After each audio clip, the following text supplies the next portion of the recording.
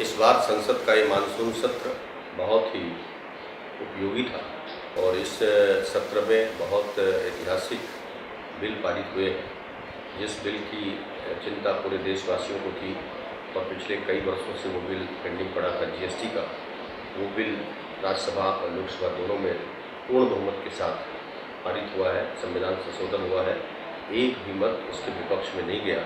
ये भारत की लोकतंत्र की सबसे बड़ी खूबी है और इसमें सभी इतने राजनीतिक दल होने के बावजूद भी, इतने आपसी मतभेद होने के बावजूद भी, लेकिन जब राष्ट्र का हित सर्वोपरि हो तो निश्चित तौर पर सभी दलों ने एकजुटता दिखाने का काम किया। ये बहुत बड़ी उपलब्धि है इस देश के लिए। आने वाले समय में देश की अर्थव्यवस्था में इसका बहुत बड़ा व्यापक असर देखने को हम लोगों को मिलेगा। इसी तरह से कई इस सत्र में और चर्चाएँ हुई। दलित उत्पीड़न की जो घटनाएँ हैं वाकई में चिंता का विषय है और ये चाहे किसी भी राज्य में हो और इन पर रोक लगनी चाहिए, लेकिन इसके पहले ये भी विचार करना जरूरी है कि आखिरकार ये घटनाएं होती क्यों, ये इनके पीछे कौन है। तो ऐसे लोगों का पर्दाफाश होना चाहिए और भारत सरकार पूरी तरह से कटिबद्ध है। और हमारे प्रधानमंत्री जी ने यहाँ तक कह दिया, दलितों का अपमान करने वाले लोगों को उन्होंने आगाह किया है कि मुझे गोली मार दो लेकिन दलितों के साथ अन्याय मत करो। मैं समझता हूँ इससे बड़ा और कोई उदाहरण नहीं हो सकता समर्पण का।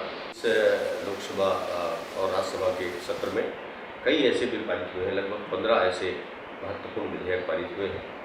कई ऐसे बिल सामने आए जो मजदूरों से जुड़े हुए थे, कई ऐसे विधेयक आए जो किसानों से जुड़े हुए थे, कई ऐसे विषय संसद में प्रश्नकाल के दौरान आए हैं जो प्रधानमंत्री कौशल विकास से जुड़े हुए थे, कई ऐसे विषय आए हैं जो हमारे देश की अर्थव्यवस्था को मजबूत करने के लिए क्या उपाय हो सकते हैं। उन सारे विषयों पर बहुत गंभीरता से चर्चा हुई, सभी दलों के लोगों ने भाग लिया और उसमें अंततः सभी ने सर्वसम्मति से बिलों को पारित किया।